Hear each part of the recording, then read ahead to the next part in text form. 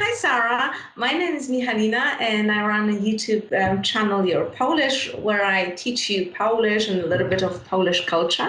And today we're going to talk with Sarah about her experience with moving into Poland as well as living in Poland already for 3 years. So let's dive in. So what scared you the most at the beginning when you moved in here? Was it the paperwork and this administration or?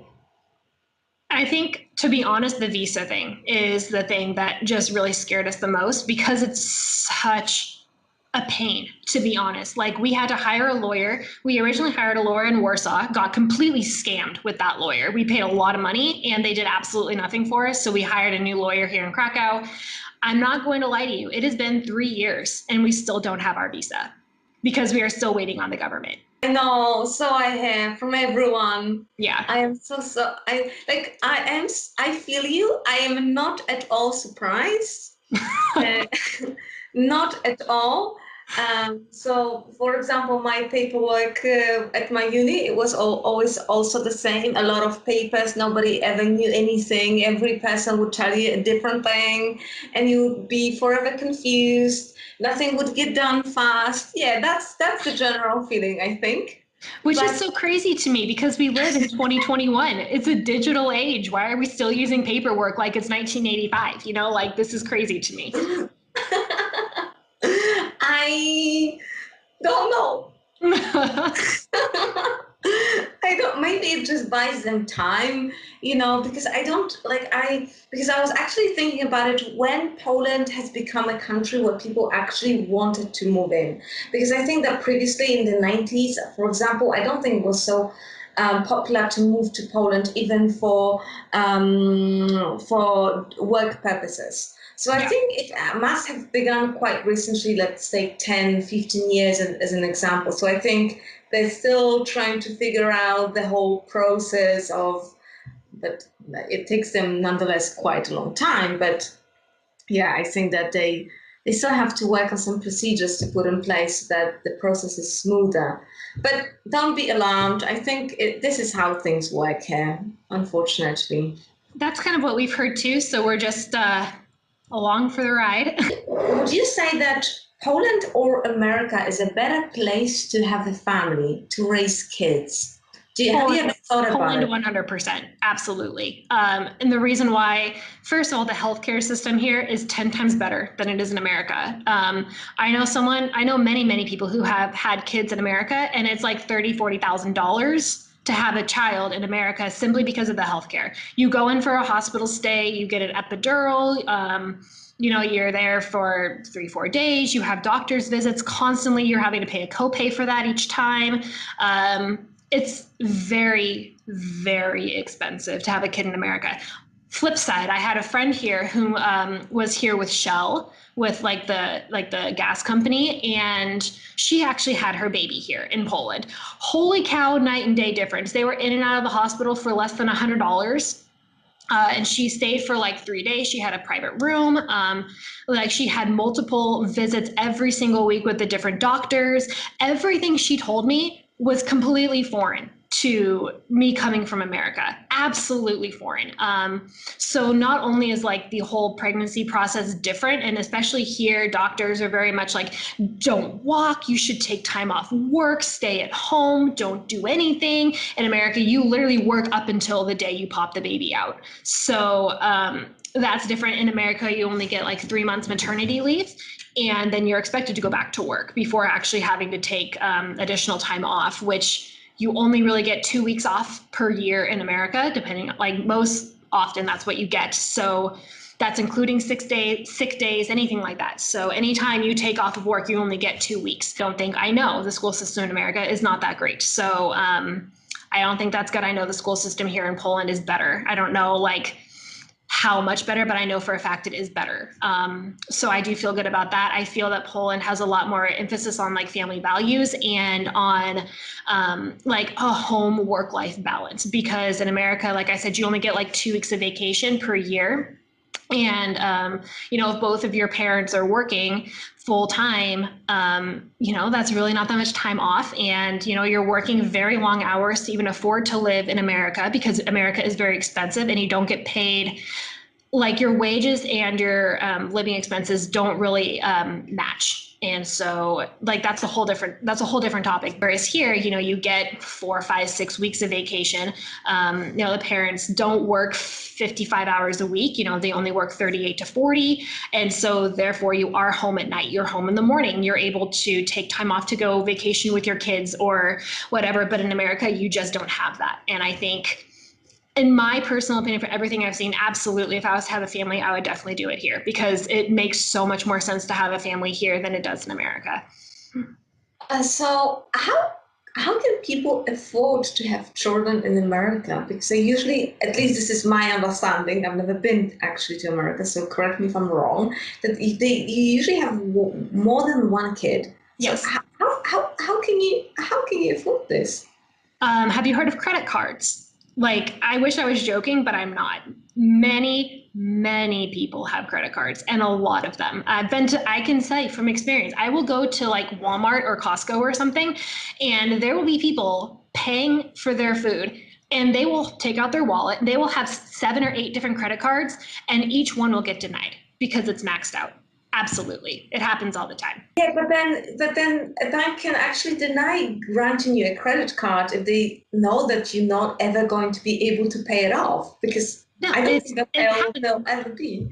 No, they don't care. The credit card companies just do not care. So I remember being in college at 18 when I just graduated high school. I went to college, and I would remember walking around the college campuses, and there would be people just randomly handing out credit cards. Here you go. I'm with credit or like Capital One or a Visa or whatever. Here's a credit card. Here you go. And as an irresponsible college student, like it was never me, but I knew so many people who did this would just go out and just rack up credit cards. That's all they did, because you had to buy food, you had to pay rent, you had to do all of these other things, or even if you went shopping or whatever. I know people who graduated college with $50,000 in student loan debt and $25,000 of credit card debt. Absolutely. And then you start your job, and then you have to pay it all off. And because you get a job, let's say that pays 55,000 USD a year, which is like a pretty average wage, you still cannot afford to live very high. Insane the amount of money that you have to use in order to live anywhere decent. Of course, you can have it be cheaper, but it's just so expensive, and that's what people don't understand.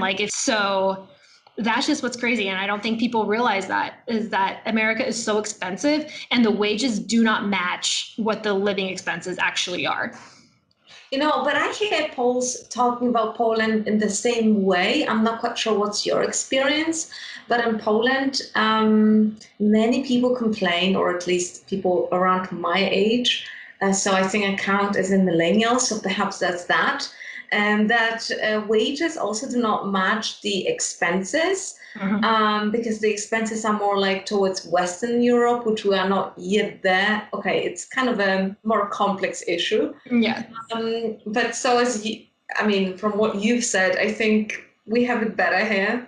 Absolutely. And I'm not saying that like the wage disparity doesn't exist, because absolutely it does. You know, like it all depends on where you live, how your lifestyle is, the type of money that you're making, how you choose to save, like all of that plays into the factors, right? But I would say in general, Poland's wages versus like what you can buy make more sense. So like you can go to the grocery store, and for an entire week for one person, you could spend 100 PLN, maybe 120, depending on what you're getting.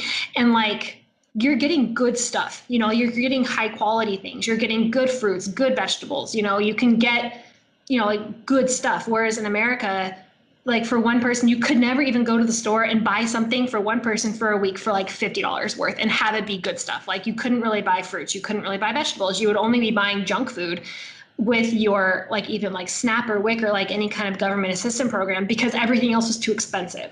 And it's like, I think that's the difference, is I feel like what you can get here for your dollar makes more sense than what you can get for your dollar in America. And I think it really stretches more. And I think it just goes to show like the quality of things are so different.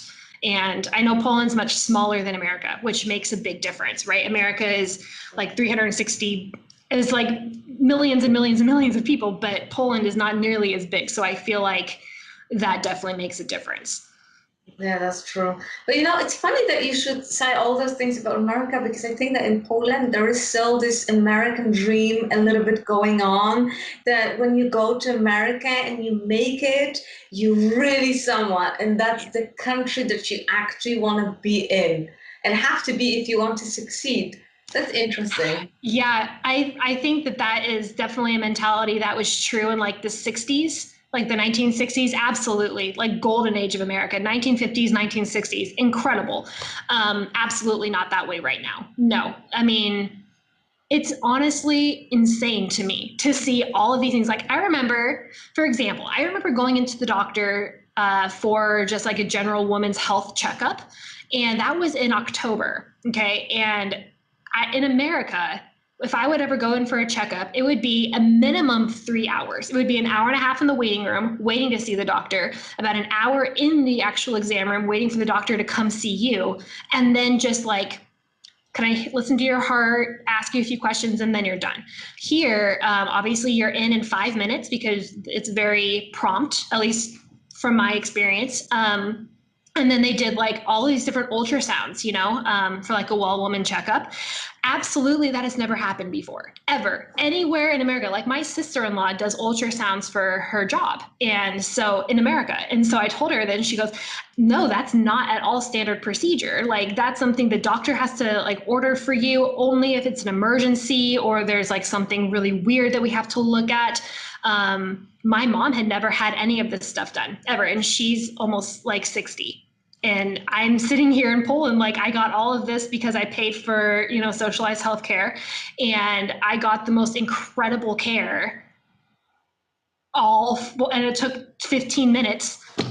It was really amazing. And so just coming from that, and it's like, why in the world we can't have that in America is beyond me. And because of that, it is just so clear that Europe is so much more advanced when it comes to that kind of stuff, because it was just shocking to see that. It was just like, this should just be basic, but right. No, it's just not at all in America.